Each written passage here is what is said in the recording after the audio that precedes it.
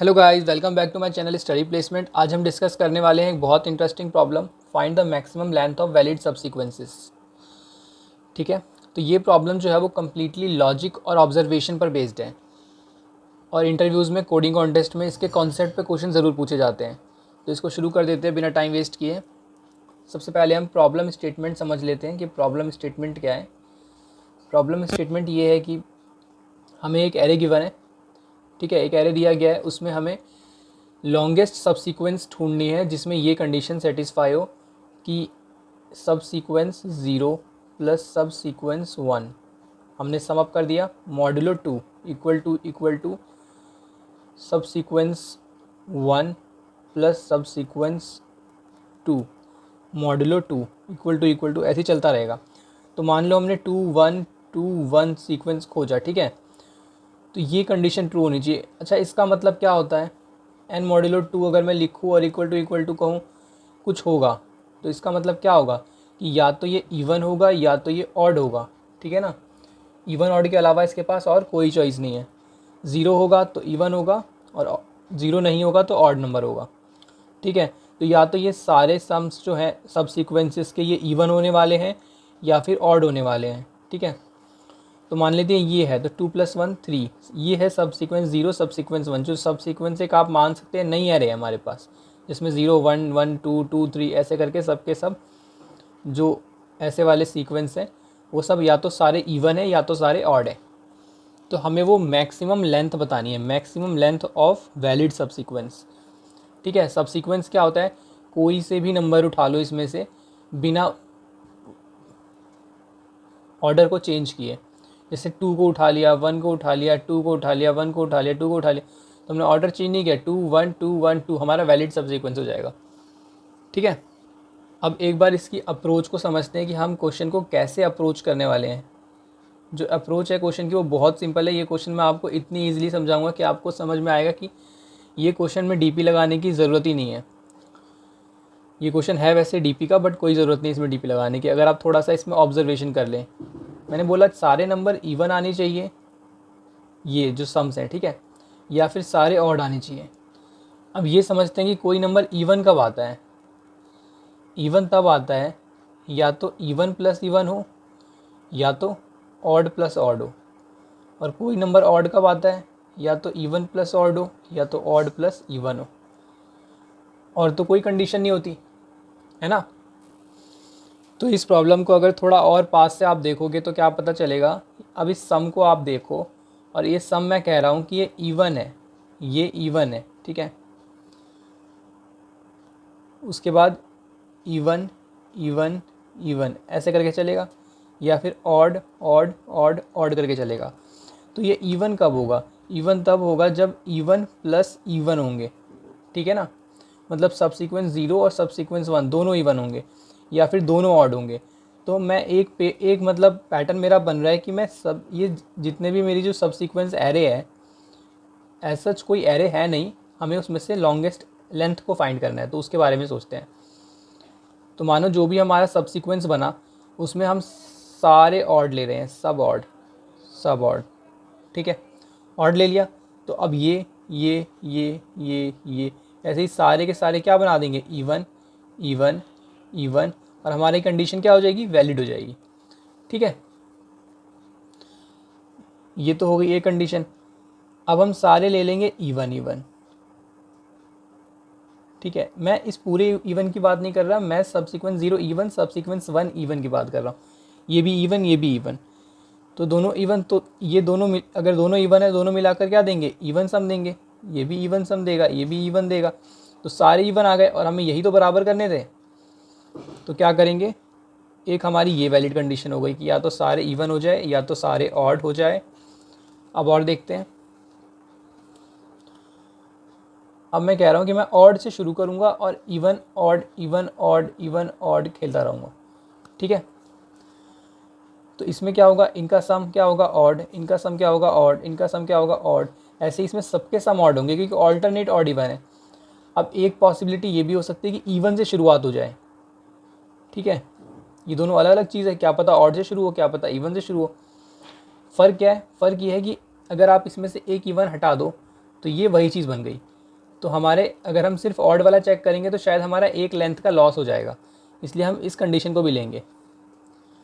ठीक है, सेम इसमें भी ये ऑड बना देगा, ये भी ऑड बना देगा, ये भी ऑड। तो हमारे पास अगर देखें तो सिर्फ 4 ही कंडीशंस बनती हैं पॉसिबल। कौन कौन सी? एक तो है कि सेम पैरिटी हो जाए, सेम पैरिटी। सेम पैरिटी का मतलब क्या होता है कि कम्प्लीटली जो सीक्वेंस है वो इवन हो जाए, उसका हर एक एलिमेंट, या फिर ऑड हो जाए। और एक बनता है ऑल्टरनेट पैरिटी, ऑल्टरनेट। तो इसमें क्या है कि इवन ऑड हो जाए, या फिर ऑड इवन हो जाए। ठीक है, आपको अप्रोच समझ में आई? अब मैं कहूँ कि अगर आपको इसमें से एलिमेंट चुनने हैं तो आप मुझे एक बार खुद से सोच के बताइए, मुझे सारे ऑड चुनने, तो क्या चुनूंगा? ये चुन लो, ये वन, ये वन, ये वन, ये वन, हो गया, सारे ऑड हो गए। तो 1 2 3 4, 1 2 3 4, ये मेरा एक सब सीक्वेंस बन गया। और हाँ, ये वैलिड भी है क्योंकि इसका सम क्या है? 2 इवन है, इसका सम क्या है? 2 इवन है, इसका सम क्या है? 2 इवन है। तो ये सब इवन इवन इवन हो जाएंगे। ठीक है, तो दिस इज़ वैलिड। और लेंथ क्या हो गया? लेंथ हो गया 4। अब एक बार अपनी दूसरी कंडीशन देखते हैं। दूसरी कंडीशन क्या है कि सारे इवन ले लो, ये इवन, ये इवन, ये इवन। तो 2 2 2, ठीक है, ये भी 4 दे देगा, ये भी 4 दे देगा। तो ये भी ट्रू हो गया क्योंकि ये वैलिड हो गया ना ये वाला कंडीशन।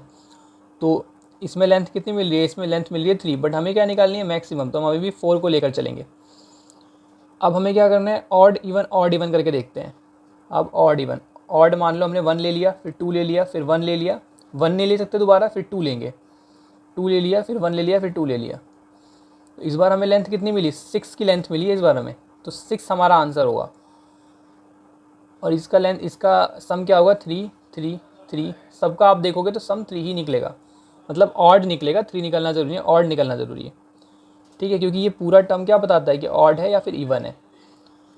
और अगर इवन ऑड से शुरू करें तो इवन ऑड में 2 ले लेंगे, 1 ले लेंगे, 2 ले लेंगे, 1 ले लेंगे, 2 ले लेंगे।